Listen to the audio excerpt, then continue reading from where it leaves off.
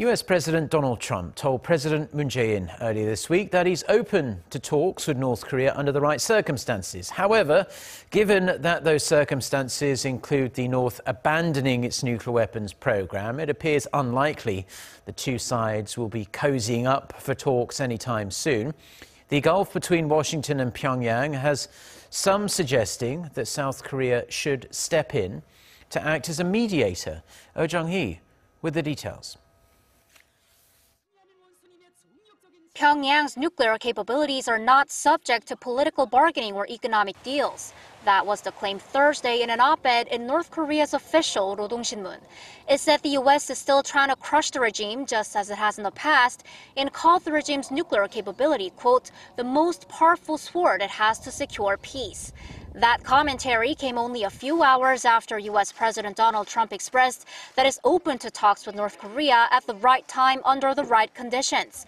Speculation has risen that North Korean leader Kim Jong-un won't be able to brush aside that offer in view of President Trump's efforts to squeeze the regime and the fact he's left no room for engagement. But experts say it's a bumpy road ahead, with neither side willing to make concessions on the nuclear issue. North Korea won't welcome President Trump's remarks outwardly, since the right conditions will mean sincere move to nuclearize. Pyongyang will keep claiming it's a nuclear state and that it's not negotiable. But internally, it may review holding talks with the U.S. South Korea is now back in contact with the reclusive regime, having held talks on Tuesday and planning to hold military talks soon. But to have that lead to dialogue between Washington and Pyongyang, experts say Seoul should act as a mediator. They say Seoul should stay firm with the U.S. on Pyongyang giving up its nuclear weapons, but at the same time make sure to keep communicating with the North.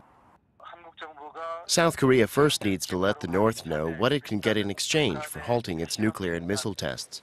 Seoul should approach this matter stage by stage.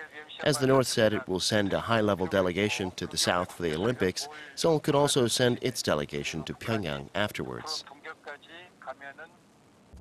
And if the North demands the South suspend its joint military drills with the U.S., another expert pointed out, Seoul could lead Pyongyang to talk directly with Washington on that matter. Jung-hee, Arirang News.